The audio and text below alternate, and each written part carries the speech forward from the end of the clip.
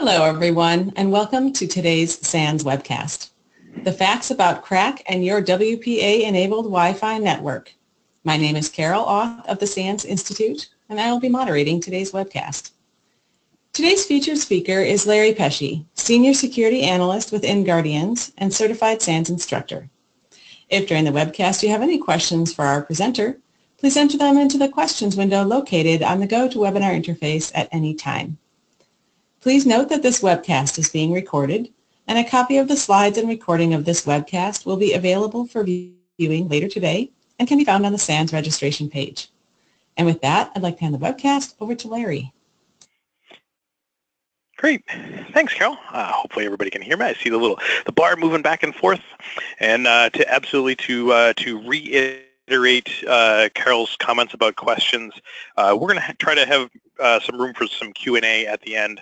But if you have a question when it's fresh in your mind, do write it in. And I try to monitor the questions when I'm going through so that if there's something that is really sort of on point about the discussion that we're having right then and there, I'll try to answer those questions in line. Otherwise, we'll try to get to the majority of them at the end. But don't hesitate to write in whenever you're ready. I suspect there will probably be lots of really good questions around this one, given that there's lots of talk in the industry about what Krack is all about and so forth. So again, Carol, thank you for the introduction. We've got lots to cover, so let's get right into it and start talking about what Krack really means to your Wi-Fi network. So to start us out, a few things we're gonna cover. We're gonna talk, what is this whole Krack business that we've been hearing so much about. In order for us to understand how Krack works, we need to understand a little bit how WPA and WPA2, both pre-shared key and enterprise, does some of its key derivation, so that we can understand how Krack actually works. We're then going to talk about what Krack actually means in reality to our networks, and some things that we can do to detect and defend Krack in use that we have for capabilities that are available today. And then we'll wrap it up and do any additional questions and answers that we may have missed as we've been going along. All right, so what is this Krack all about? And I'm going to disappoint you folks up front. This is the only Krack joke that I get to make through the whole thing, and no, this is not a PSA for illicit drugs from the 1990s. No, this is about an attack against Wi-Fi encryption found in 802.11i and 802.11r. It does apply to both of these. Specifically, 802.11i is WPA and WPA2. That is a specification where the key exchange for Krack has some issues. The key exchange is also reused as part of the fast roaming in 802.11r for Wi-Fi as well.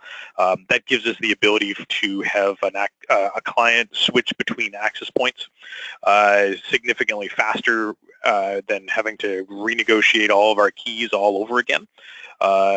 Which takes a little bit of time on setup every time we join an access point. Faster roaming gives us the ability to do that with some pre-cached keys and so forth, and lots of sharing and information on the back end. So one of the things that Krack does is it uses some replay and denial of service type of attacks of initial connections of a client to a wireless network, grabbing some of those packets, replay them so that we can affect key recovery for WPA and WPA2 networks. However, they're not the keys that you're thinking of. Most of the times I've seen some folks talk about this, that, well, isn't this just recovering your pre-shared key, the one that you're typing in and you're coming up with your 8-character or 63-character passphrase you're typing in on machines? Unfortunately, no, the attack never recovers those keys for it, but we're going to understand a little bit where it does coming up in just a moment here. It was an attack discovered by a fine gentleman, Matthew Vanoff, and I'm probably butchering his last name, and I do apologize. He was the gentleman that discovered the Krack attack and did all the math around it, and I think it's really ironic that it's a math-based attack by a gentleman by the name of Matthew. He implemented some attack tools, and there's a little asterisk there, which reminds me to sort of say, hey, there's an attack tool, but wait, there's more or less. So he's got all of the details published out on his website at crackattacks.com and some additional stuff in his GitHub repository as well. The paper is out there that he has released. Since he released the paper, he's found more things that have come to light as part of ongoing research, which will be released as part of one of his talks coming up on November 1st. I may be getting a little ahead of myself. Okay. So for us to really start getting into the technical details about what Krack does, we need to understand some technical details for WPA and WPA2 key derivation first. And I'm going to apologize. I'm going to get fairly technical, but keep it easy enough to follow along and make this so we can actually get to some better understanding. All right, so with WPA and WPA2, we have a whole bunch of different keys that we need to make the encryption function. We've got two different types of authentication mechanisms, pre-shared key and enterprise. With our pre-shared key networks, we have the PSK, or the pre-shared key, so key number 1, which we then use to derive the pairwise master key in pre-shared key. Or when we're coming in for our enterprise authentication with a radius server and a username and password that we're sending to some backend directory store or something of the like, PMK is actually assigned by the radius server to our clients in an encrypted tunnel. We'll walk through this a little bit as well.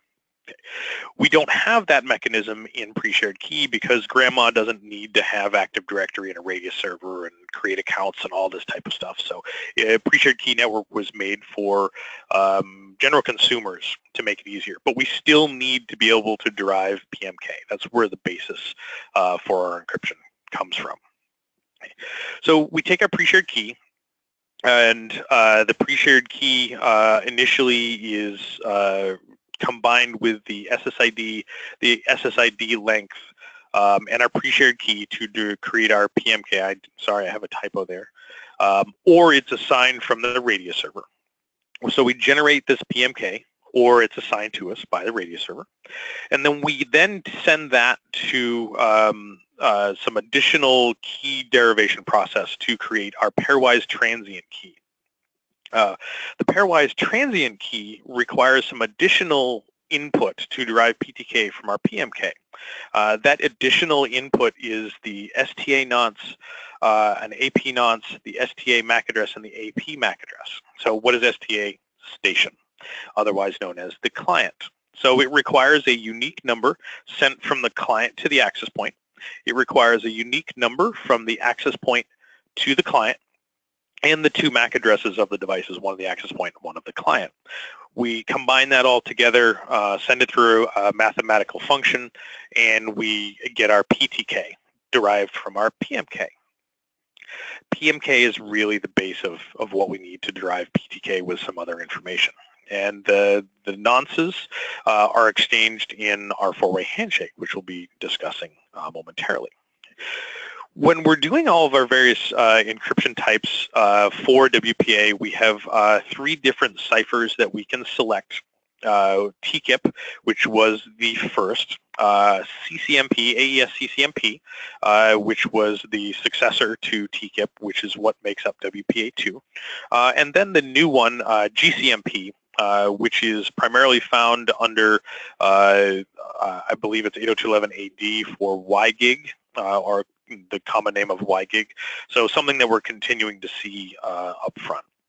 That said, Matthew's attack does affect all 3 of the cipher suites because the PMK and PTK derivation are all the same for all 3 cipher suites. the output, that PTK, then gets applied to a different cryptography method for actually encrypting the traffic. All right. So no matter which one we're using, we're getting a bunch of different keys. We talked a little bit previously about pre-shared key. With Enterprise, we don't have to go through a couple of extra steps. With either TKIP, CCMP, or GCMP with WGIG, we use 802.1x to do some key distribution to create some additional keys to be able to send those back and forth over the network and the wireless as well. Again, with that, when we are doing our authentication, we are then authenticating to a radius server that says, yeah, absolutely, you are permitted to join this network. Here's some PMK. We don't have to calculate the PMK. It's being assigned to us. We then use that PMK with our nonces and our MAC addresses for the client and the access point to create our pairwise transient key, the PTK. Which, of course, then we take that PTK and we split it into a bunch of different keys, not necessarily salient to this discussion. The big one we need to understand is that we're taking a bunch of data, we're using more data that's transmitted in the air to derive additional keys, the PMK to the PTK. All right, so looking at the enterprise methodology, the first part, not so much applicable to where Krack happens. However, we want to lead this into the second step for the enterprise where it does. So looking at one of the common EAP types in use for our enterprise WPA, WPA2 methodology, we're going to be doing a bunch of different exchanges in the air and over the wired network from a client to an access point to our radius server and then a back-end directory store. So when we try to join the network, the radius server is going to ask, who the heck are you? The identity request. We're going to respond with our username and verify whether or not we want to actually go through the process of creating our TLS tunnel because it's a little bit computationally expensive. If we are authorized, we then create a TLS tunnel using a standard TLS. We know how to do this. This has been around for a long time. We shop on the internet all the time.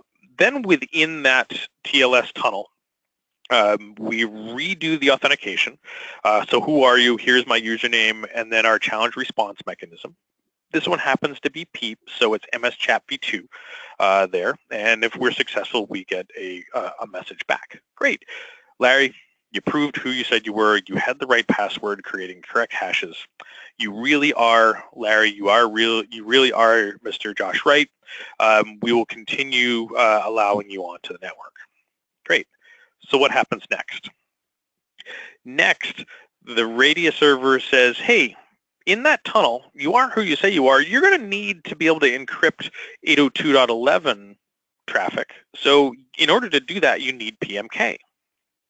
Here's your PMK.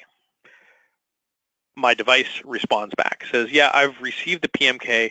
I now have the first step to be able to derive my keys. Radius server then sends the PMK to the access point over the wire. And then we move into what is referred to as the WPA, WPA2 four-way handshake. In that four-way handshake, we exchange our two unique values, the station nonce and the access point nonce, and we observe MAC addresses, which we can then now use to calculate our PTK, and portions of the PTK are used to encrypt our data over the wireless network.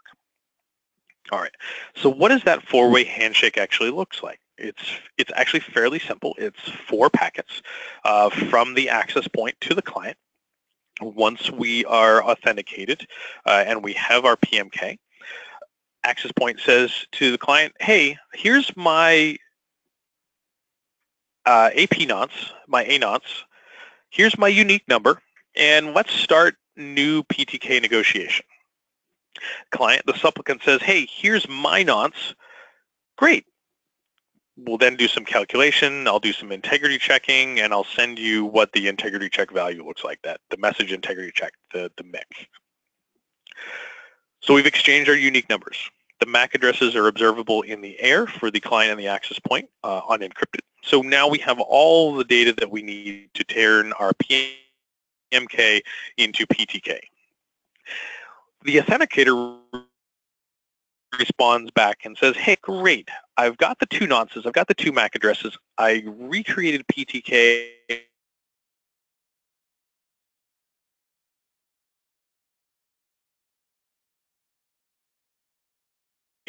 I checked the message integrity saying, everything checked out, great.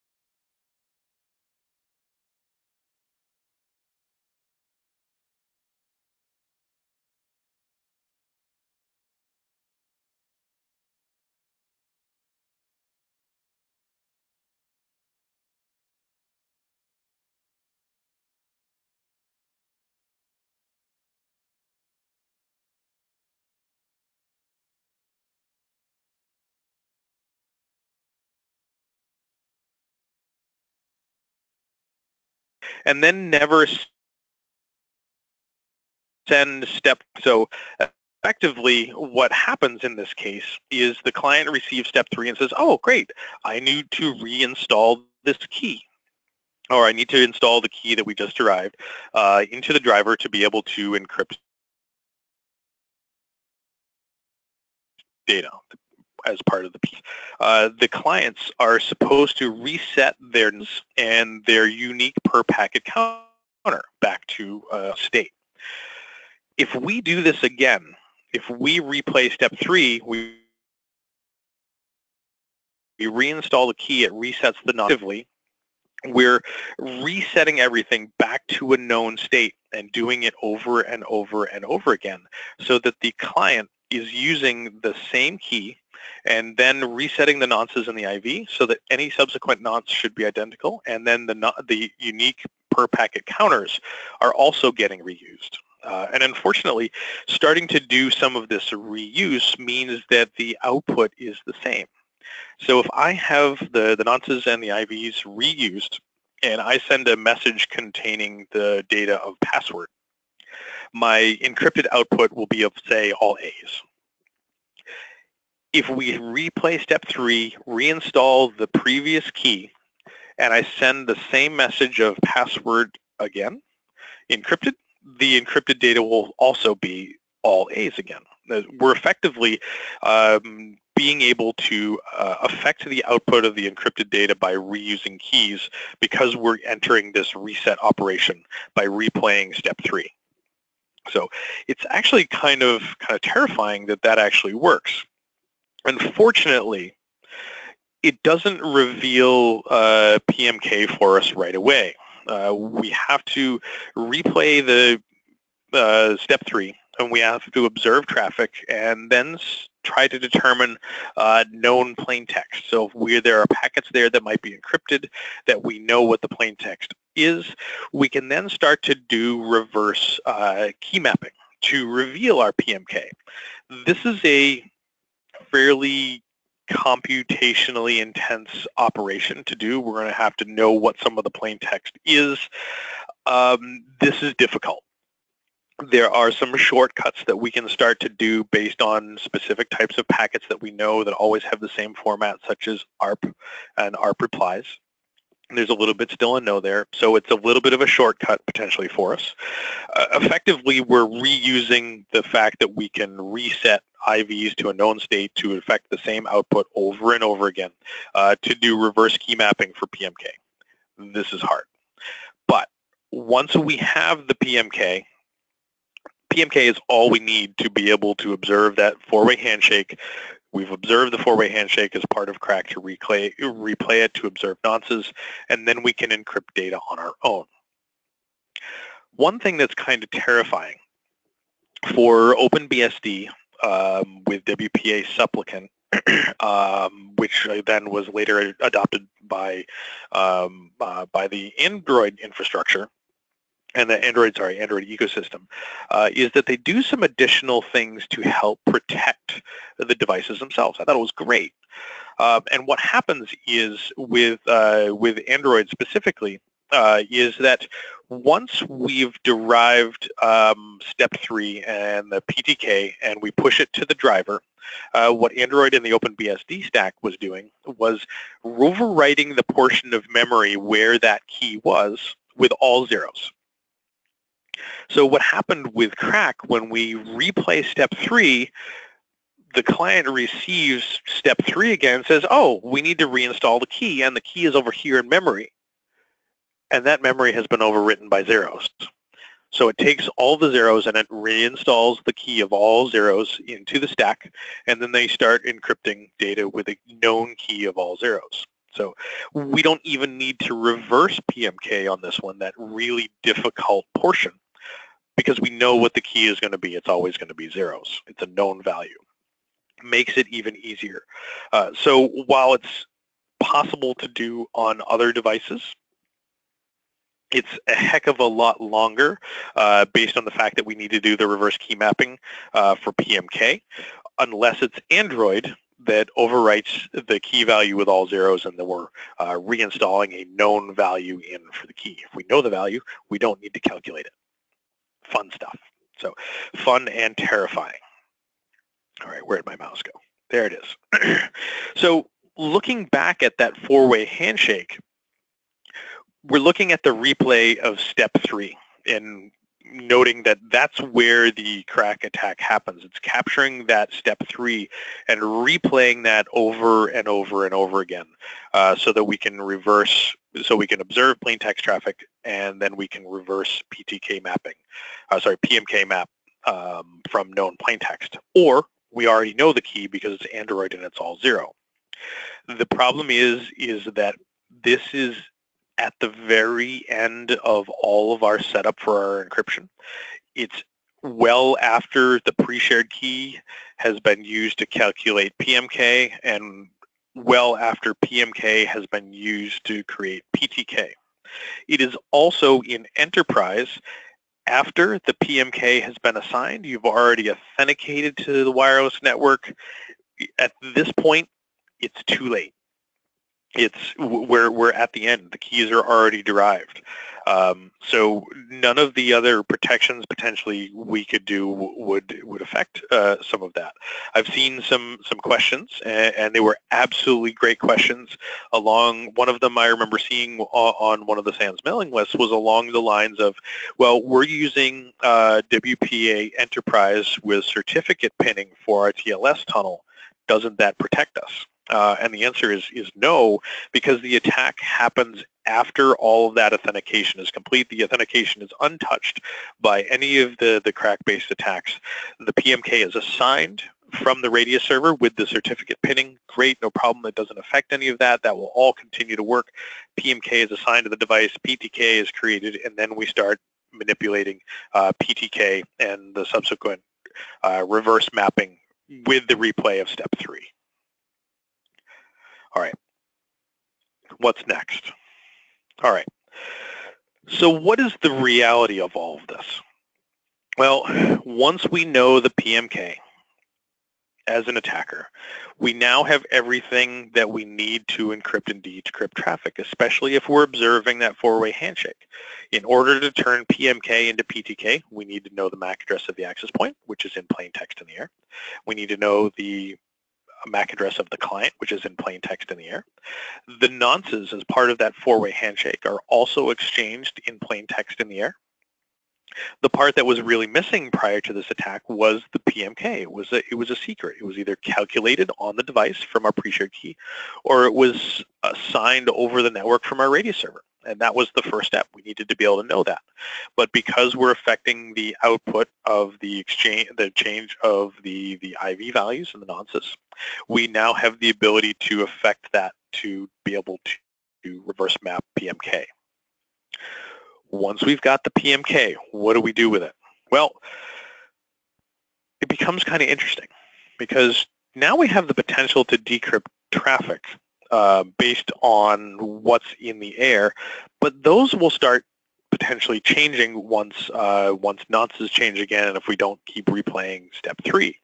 But if we can calculate PMK, why don't we assign that to an evil access point of our choosing, and then make that client that we've been able to attack and reverse PMK for that individual client based on a specific set of nonces for that client. Take that client, knock them off the legitimate access point, and then use 802.11 specification to send that client a broadcast to say, hey, client, I'm this legitimate access point. Here's my MAC address. Here's my name. And by the way, I am no longer on channel 6. I'm on channel 1. Evil Larry's access point has the PMK, has just told the client that, yeah, no, legitimate access point is no longer on channel 6. We're on channel 1 now. Come on over here to channel 1. And, oh, no problem. We've already got the PMK. We've got PT calculated based on your nonces. Here's step 3.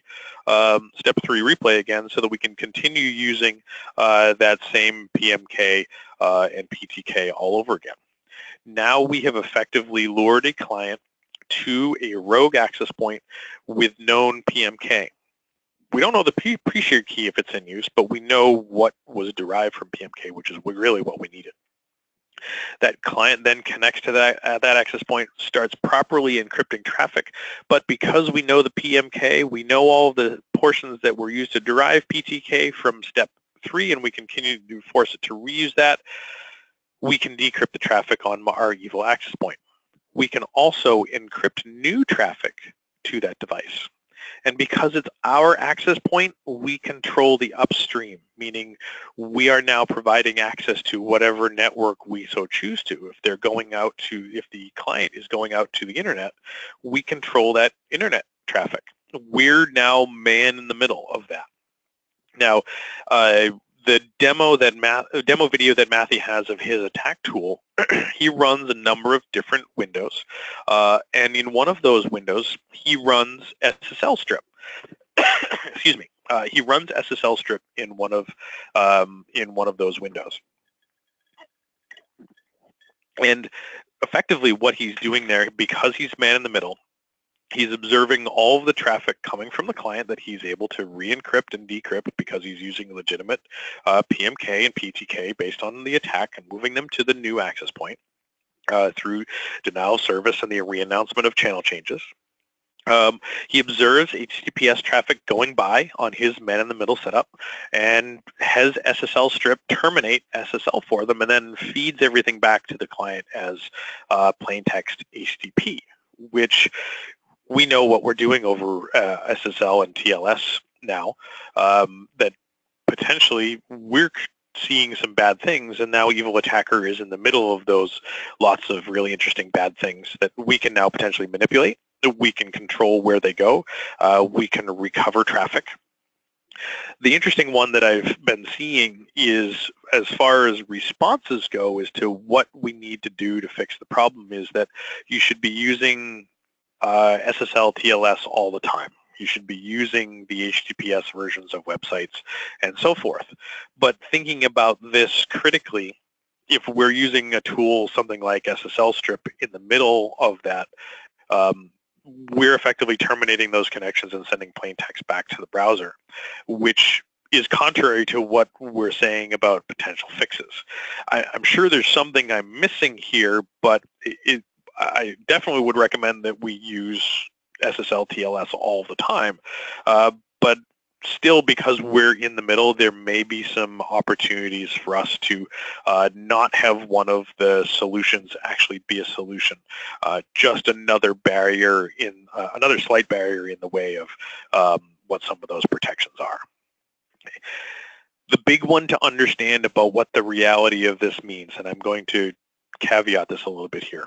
In order for this attack to work, the attacker needs to be in close enough proximity to the client and the legitimate access point to launch the attack. The timing is very specific. The attacker needs to continue to interact with both the access point and the client within Wi-Fi range of both of those devices. You've got to be there. And I've heard the joke that you just look for the guy in the black hoodie, and that's your person. I would also recommend that you may want to look for the women in the black hoodie, or the kids in the black hoodie. They're all there. The problem is that physical proximity is with Wi-Fi is relative, so to speak. The last I can recall, the world record point-to-point Wi-Fi communication distance is 273 miles.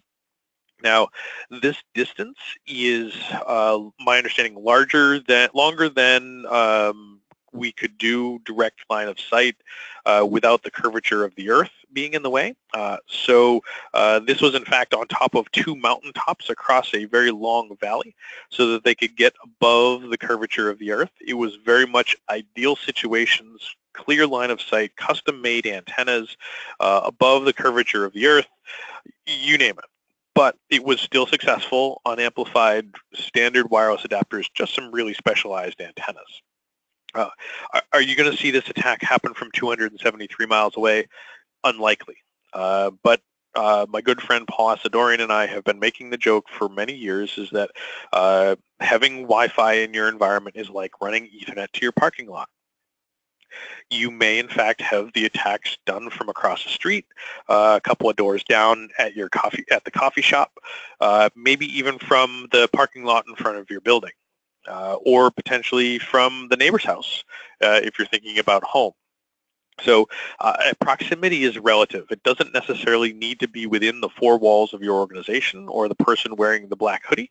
It could be from the parking lot, it could be across the street, and potentially in a place where you're not actually able to physically observe the attacker doing said attacks. All right. So I'm not going to go as long as I actually thought I was going to do because you guys have been really great with some of the questions. Apparently I'm doing a good job of explaining it, and I'm going to scroll through some questions real quick. So how close is it? 30 feet? Yeah, no, we're probably talking a lot more than 30 feet. Juan, think about how far your Wi-Fi network actually runs. From my house, my access point is in the basement. It's behind some concrete, and I can go 100 yards out into my backyard and still get access to wireless stuff. So the distance is going to be pretty good, whatever your effective Wi-Fi range is. And I think a lot of people miss how far some of it actually goes. And doing a site survey of where some of that goes with some reasonable measuring utilities, that's effectively what your attack footprint looks like. Okay, so why do we care about any of this type of stuff? Well, we've been recommending as an industry for many years for folks to migrate away from WEP because WEP is horribly broken. The successor to that was WPA, WPA with TKIP, and then the final ratified 802.11i document of WPA2. And unfortunately, Krack is effectively breaking the current best practices for our Wi-Fi based security. It is very much an attack against clients and bringing those clients into an evil network to perform man-in-the-middle attacks on the traffic once it's been properly decrypted based on the output from the Krack attack. Okay. The indication that it can allegedly be reversed to target access points as well, to be able to inject traffic into networks is allegedly possible. I want to say I do have it noted a little bit here later that Matthew says that it is very much an academic exercise for that yet. It is theoretically possible. But my understanding is that he has not been able to make it work. But now that we know more about it, it may in fact be possible. So why do we care? Well, sure, it's potentially damaging to some clients for man-in-the-middle based attacks, effectively luring them into some of these hotspot type of networks where we can start doing man-in-the-middle type of attacks, but with the best encryption that we currently have available to us for Wi-Fi, for both WPA, WPA2, pre-shared key, and enterprise, and all three of our encryption options, TKIP, CCMP, and GCMP. It's all effectively broken. Now, when I say broken, yes, it's broken. Matthew has demonstrated on video of the tool, of an attack tool, actually working. He has not released said attack tool. However, based on my conjecture, he is giving a presentation on November 1st where I would expect that he is going to release his attack tool. I could be wrong on that, but November 1st is sort of the end-all be-all date for his big presentation based on the paper and the subsequent things that they found after the paper was published. And I'd argue he's probably going to show excuse me, his attack tool as well and make that public. Okay. That said, the paper is very descriptive, and the descriptive of that allows enough information to be out there for folks to start developing what would effectively be clones of Matthew's attack tool. I've already seen evidence of this on GitHub for the attack-based tool, and it was in a gist as opposed to in an official repository. I have not had the opportunity to test said code. There literally hasn't been enough hours in the day between the release of the paper and me putting this webcast together to educate all you folks for me to actually give it a chance to be tested. But I know our industry, and I know that folks are going to be really smart about this and do other fun stuff. Okay. Matthew also has a test tool available, and I'm seeing from John that he says that there is, Matthew has released one checking tool. Yep, absolutely. It's the Krack Attacks Test AP FT. It is not an exploit tool. It strictly looks to see if the devices will accept a replay of packet 3, or the step 3 there, and then observes nonce and or IV reuse. So it then doesn't try to do traffic collection and so forth and so on, or to do the final attacks. It just observes that the state for which we can continue the attack exists. So it's not an attack tool. It's strictly a vulnerability test. But that has also started to be some of the beginning of some of the attack tools, because we now know what to observe. All right. He's also got the demo of his attack tool, which looks really promising. It'll be really neat to see. I've watched it a couple of times, and I want to say his attack tool was that against the Android device with what becomes as being reinstalled of the known PMK of all zeros. I'm not positive. It was really a little bit obscure, and I could be wrong, because I would suspect that the PMK derivation from known plaintext would take a little bit longer. That's really where the problem derives, and that's where lots of time goes into this attack. So it's not as, that would not be as fast as he's made it look in the video. But with the known PMK of all zeros, absolutely that fast. All right, let's see here. What does it really mean?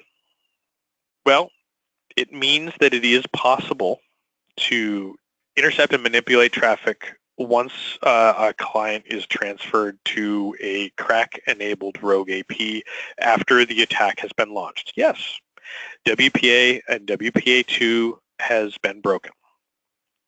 This attack is only against the single affected client. Sure, we could run this multiple times to affect multiple clients, and it is very much client. It has to be authenticating to the legitimate network when this attack happens. Of course, doing denial of service attacks, we can make that happen at will, but it needs to be present in the environment for which it is attacking, being attached to. We can't just show up at some random coffee shop and start attacking clients unless they're employees of said coffee shop on the appropriate coffee shop network. We're not going to be able to attack Larry's machine on Larry's corporate network while he's at Starbucks 3,000 miles away. It just doesn't work that way. They need to be in range of the official tools.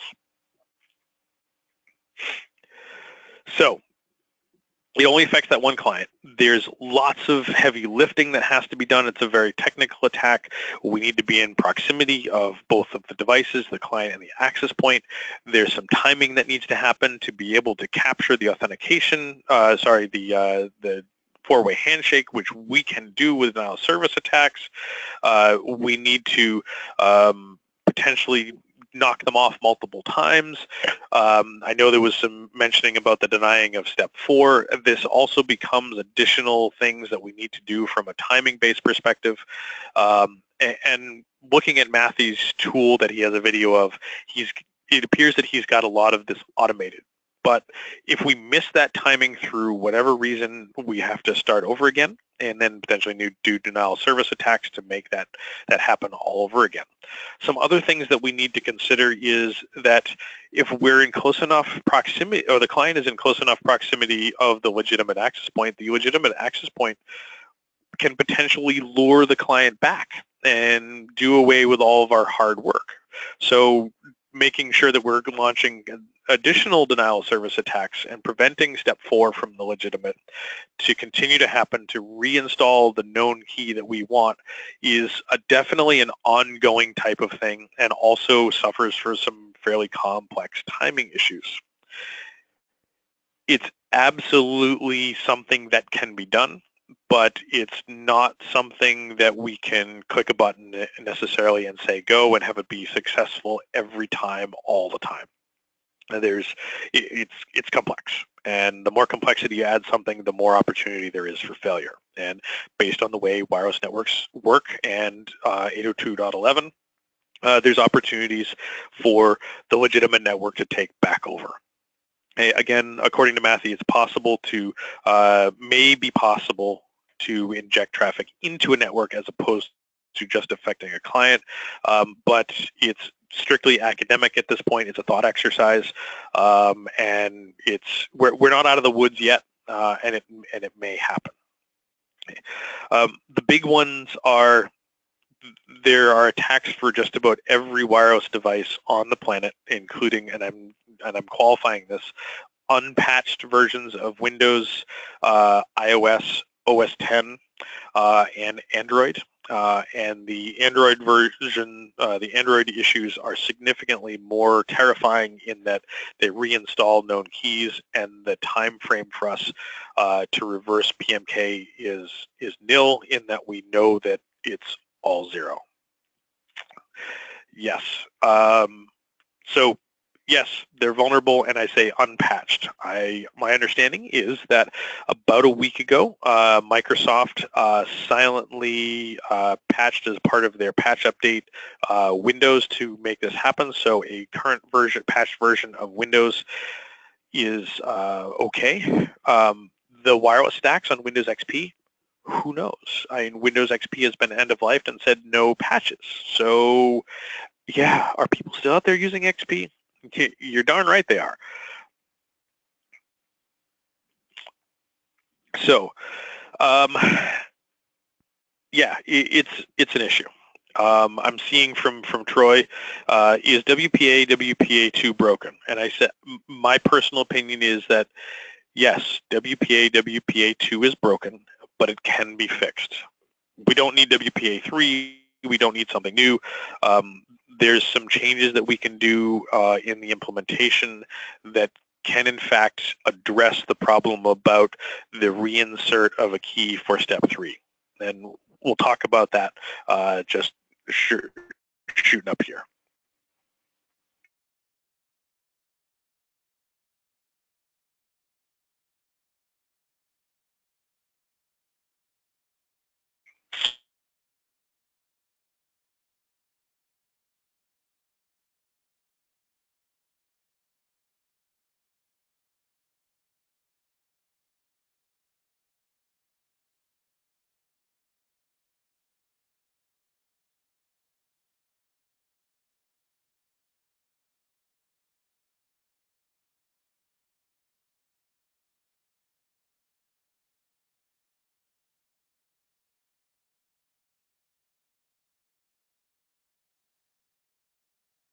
Yet. Okay.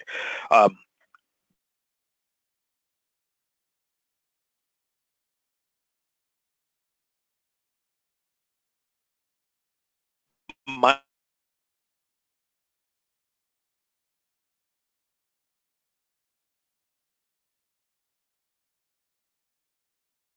opinion, stat coming right up here.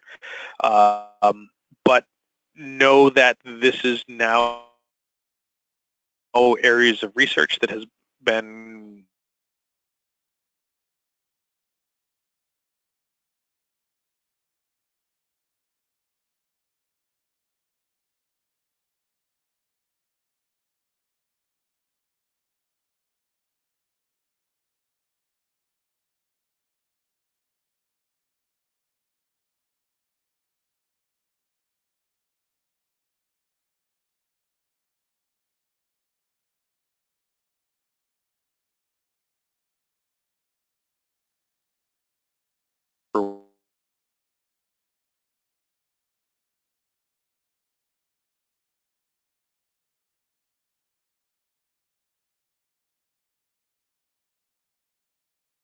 which he tweeted that now the vulnerability exists. It's still relatively hard to exploit. Let's take this time to prepare and apply patches, both at the access that can potentially detect so that the clients will no longer accept multiple replays of step 3 to reinstall bad keys and or change the way IV sequence counting is done and some of those resets. So absolutely, I'm seeing some comments from John, and I want to dig into them a little bit more when we get to some of the Q&A stuff. But absolutely, the spec says that it should do all of these things. I think we're going to need to update the spec, and there's some potential fallout for some of the way the wireless networks are going to work by changing the spec. One of the things that Microsoft, my understanding that they had done as part of their patch, was to no longer accept the replay of step 3 in that four-way handshake, which in fact is a violation of the 802.11 spec, 802.11i spec for that matter. But you know what? It fixes the problem. They're no longer vulnerable. So get patching, and now use this time to be aware of the situation. And so when the full attack suite is available or someone creates their own new one, we at least have a path, even though it may be violating the spec.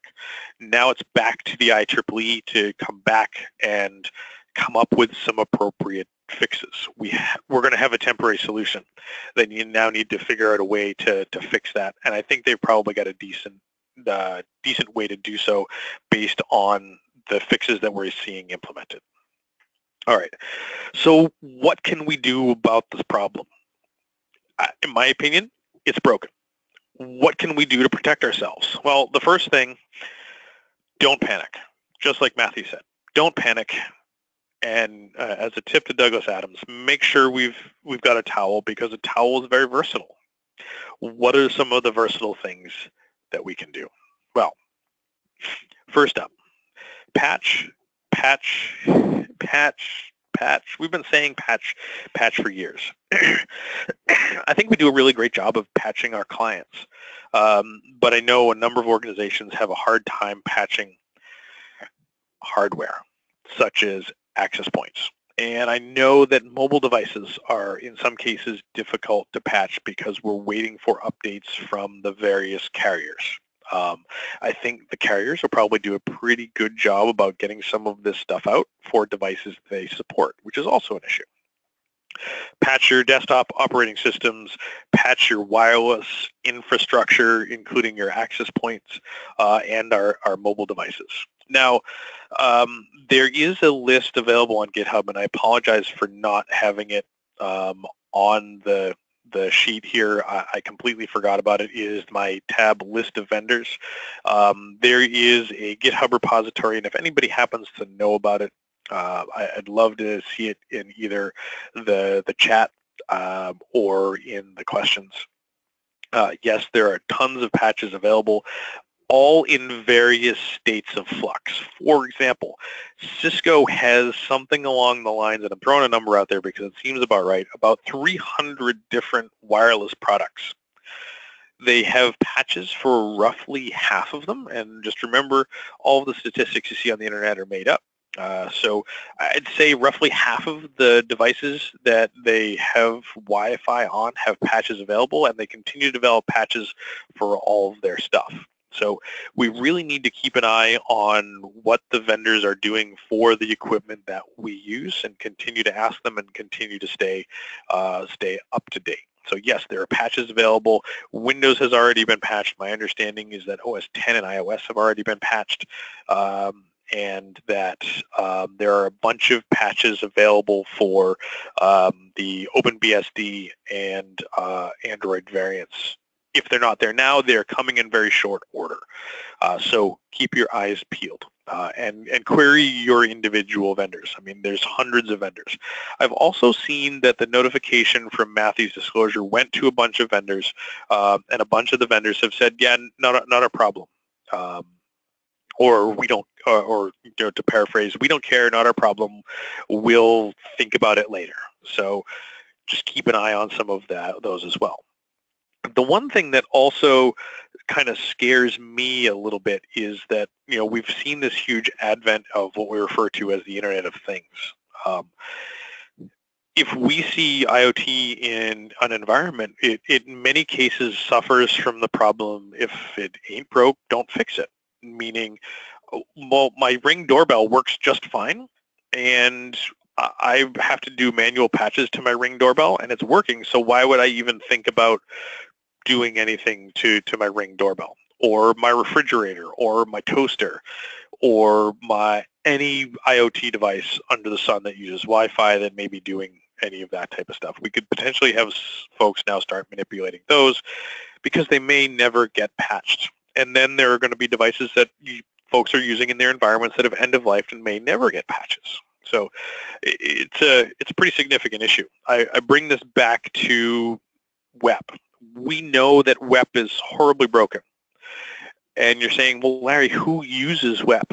Well, in some fairly recent studies, it was up to 7% of some of the networks that were observed were still using WEP, and for some folks that have known better. And in fact, in a recent assessment within the last 6 months, we were able to gain access to a client's network because they had a WEP-enabled network, unrestricted, nice, soft, chewy center of their network.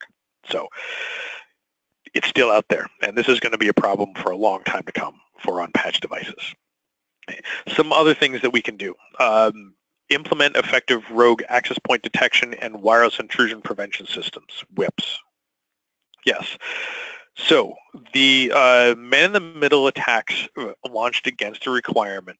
In order for us to become man-in-the-middle as an attacker, it requires us to stand up an access point that looks just like one already existing in the environment, but on a different channel.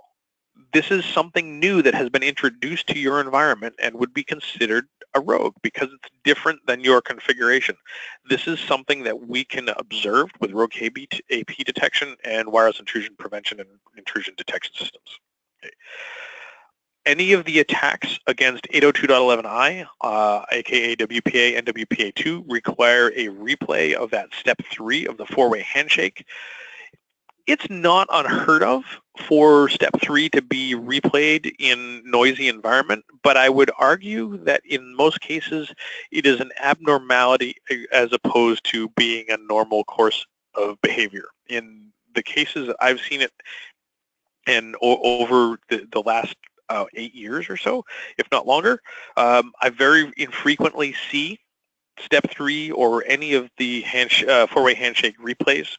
So I would argue that it is something that is outside of the norm, and we should be able to observe the replay of step 3 over and over again, or at least above and beyond a normal threshold.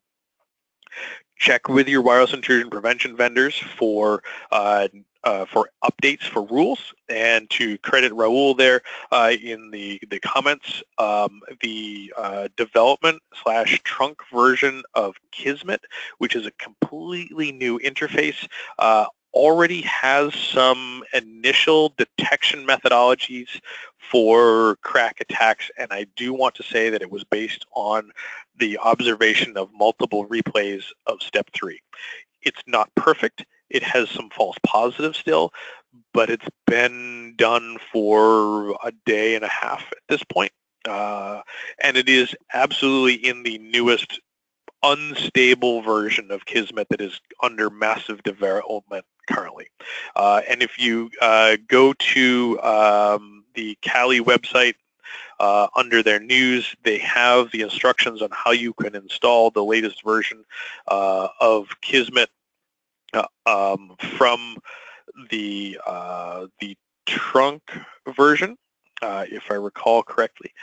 Sorry, Gitmaster version, so that we can actually start doing some detection for those that may not have some of this stuff as well.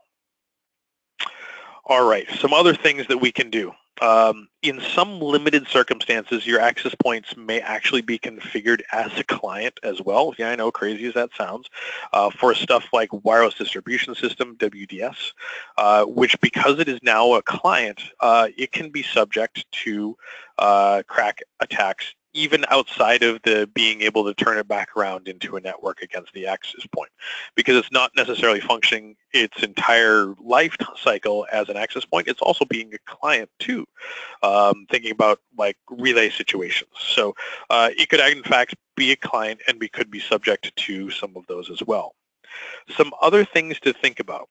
Krack just doesn't affect the four-way handshake. The handshake is also, a similar type of handshake is also used in a couple of other areas for the 802.11 spec. Specifically for 802.11r for fast roaming, they use a very similar type of exchange that is also subject. So disabling 802.11 fast roaming might also be helpful, but might be painful depending on the type of ways in which you're looking to use these networks. Another one is that I've seen some suggestions about disabling 802.11e for quality of service, because quality service, the wireless multimedia extensions also use a similar handshake method that is also vulnerable. However, in many modern wireless networks, 802.11n and onward, we in fact cannot disable 802.11e. It is in fact required for operation. So unlikely. The other one is that some things that we've been recommending for a long time is to do additional tunneling and higher layer protocols over WPA, WPA2 pre-shared key or enterprise network, such as properly configured SSL VPNs. And when is that SSL part of that name going to go away? It should be TLS-based VPNs or IPsec VPNs. But make sure we're doing those appropriately as well. All right. In closing, Krack is damaging against the clients, less so against access points. Android is the most vulnerable. The quote official attack tools from Mathy are yet unreleased, but clones are appearing, and we expect to see. I expect to see stuff from Mathy officially soon. However, vulnerability test tools do exist. We're seeing patches. I highly recommend you apply them. They do need to be applied and or have automatic updates turned on. You may actually have to do something. The attack is very sophisticated. It takes lots of preparation. You have to be in proximity. There's some timing issues, and there's possibility for the attack to fail midstream and have to start back over again and such. So it's not something that we can just point, click, shoot, and it's game over. It's game over, but it requires a lot of planning and forethought beforehand. And we can detect and start to do actionable things with the attack. We can now start doing defense in depth things for having rogue AP detection, being able to detect replay of step 3, verifying that drivers are no longer accepting some of the replay of step 3 so that we're not putting us in a situation where Krack is effective. And we should be doing some of those things that we've been recommending for, quote, highly secure networks, such as even over encrypted Wi-Fi, start tunneling your traffic through my preference and IPsec-based VPN. All right. So there's a ton of questions in here. I want to see a bunch of stuff. Thank you from Troy. There is a list on GitHub for the list of vendor responses and such. It's on Krack info, so github.com/KRISTATE/Krack info, Krack info.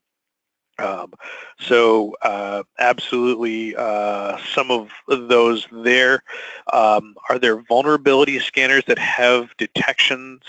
I know there is one from Mathy that is currently working, and I'm not positive whether that's just against clients or access points or both.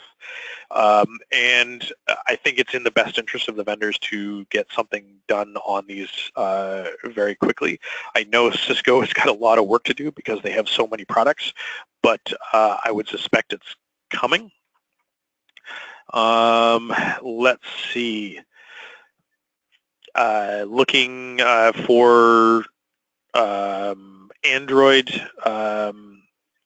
Android 6 is, the latest version is vulnerable, and they should be working on patches for it.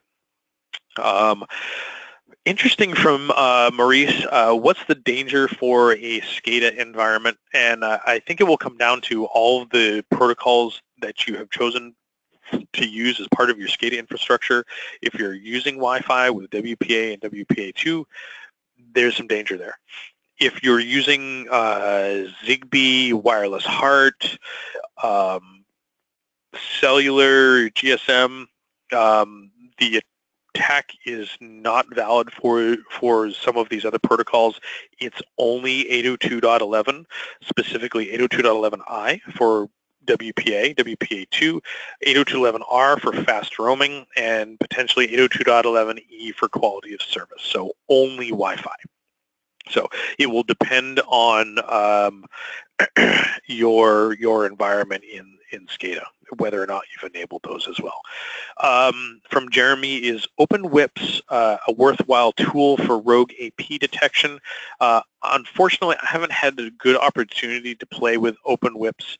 Some of the last open stuff that I've seen was pretty poor and hadn't been updated in a while. So that's one of the things that I'm going to go check out is OpenWhips. And in fact, I'm actually writing that down so that I can go check it out and potentially offer a better answer for you. Okay. All right, let's see. What have we got for question? Looks like Android 7 is okay. All right, that's good. If that's the case, that would be good. The patches are definitely needed. Let's see, iOS has only been patched in the beta channel, so still no patch release in the channel, the main distributions. So I hope they get that, excuse me, out soon. Let's see. There's lots of stuff out there. Do you think wireless providers might take this opportunity to sell more data plans? That's a great question, Joe. And I want to say that the wireless carriers are evil.